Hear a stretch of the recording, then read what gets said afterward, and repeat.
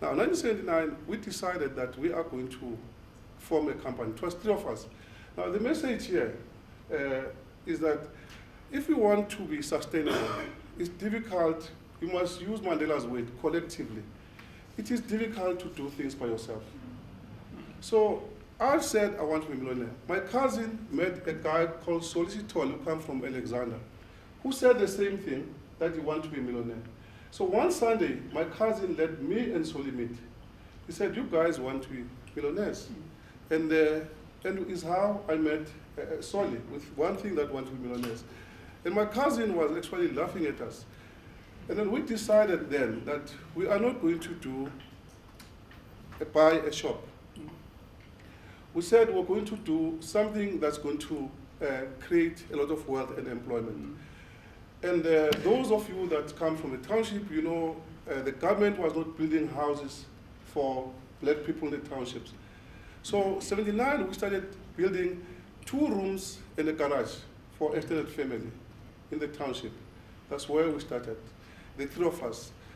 But we decided, the 3 of us at that time, that one of us must be the boss, if I'm going to put it that way.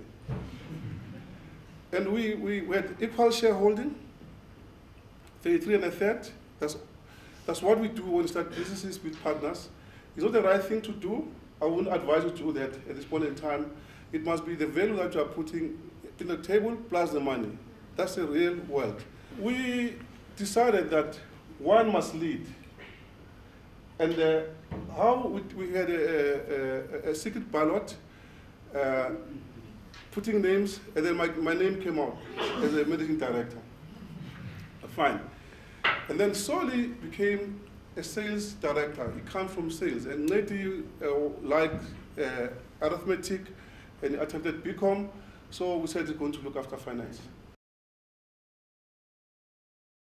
The most exciting thing at that time, it's when we wanted to be a property developer, that is from a farm to township establishment and all that. And that township is Dobsonville Extension 3.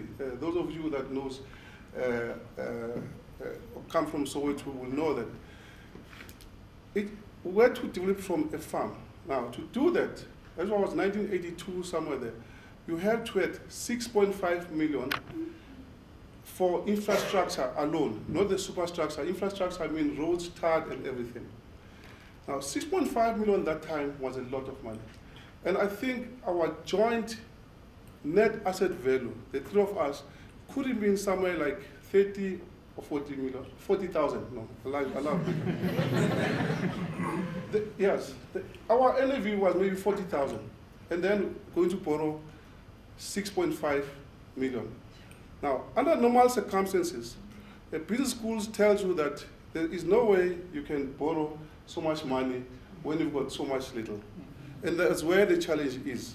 That's where the dream, the vision that is invisible to others, you kick it in. My belly button told me, I'm going to get this money. How am I going to get it? I didn't know. Now, how did I get the 6.5 million?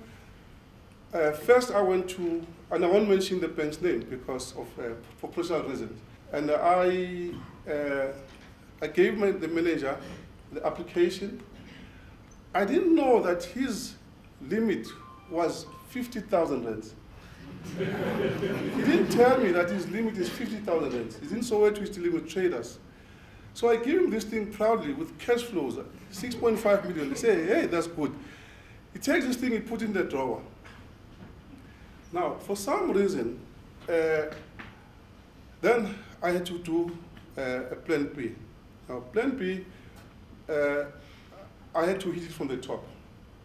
To get a CEO of a bank, I decided, and a quick presence of mind, I'll give you an example of a quick presence of mind, not now. I said to myself, Chris Ball was the Barclays CEO at that time. I said, Chris Ball was one of those guys who was sympathetic towards Santan people like me. I must get to Chris Ball, and Chris Ball was very close to Winnie Mandela, and I come from Winnie Mandela neighborhood I could drive to Winnie anytime and all that. So I went to Winnie.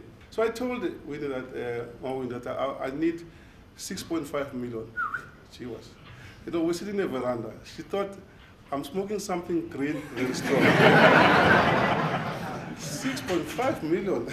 I said, yes, for what? I told her. I said, where do you want me to get this money? I said, no, I want you to call Chris Paul and I asked Chris Paul to give me that money. So I went to Chris with Aubrey and another guy was a civil engineer, Josh Nkosi, and we went there and nicely packaged. When I say nicely packaged, you dress, when you go and borrow money, you must dress like... Don't look like you need it. You must dress like them.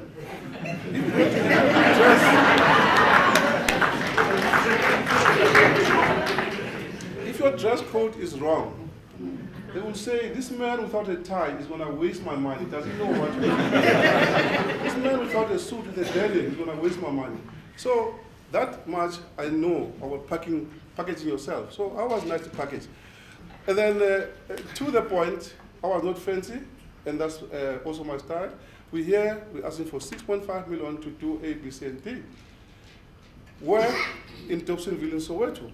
And then I said, the deadline, he was flying to London that day. I said, my deadline is tomorrow at 9 o'clock in the morning. He said, okay, fine, go and tell them you've got it. 6.5 in my back pocket.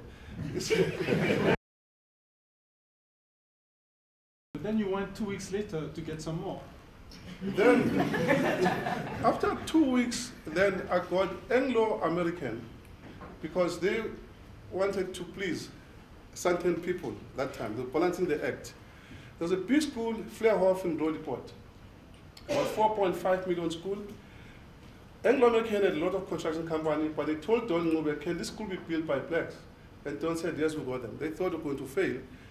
And then with this guy, Brian Princegrove, who was an architect, who did the school and was a project manager, gave us the school and told us this amount of money that you need guarantees and all that. Can you do it? I said, fine, yes, I can do it. Then I said, I want this opportunity, I'm not going to stop.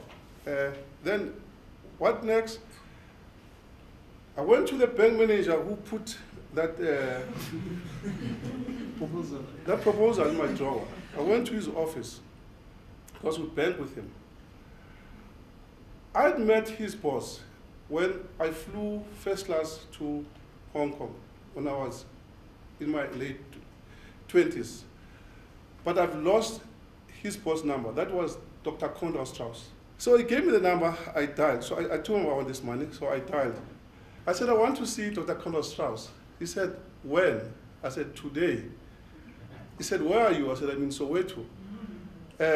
She says, these people are booked a year in advance. I didn't have a year. I also had a deadline, which I didn't want to bore you with, to produce that thing. But then I'm sitting with Opie, who was the president of Riz Mandela. So my brainwave worked. And when it worked, I said to this lady, oh, tell him the president of Riz Mandela wants to talk to him.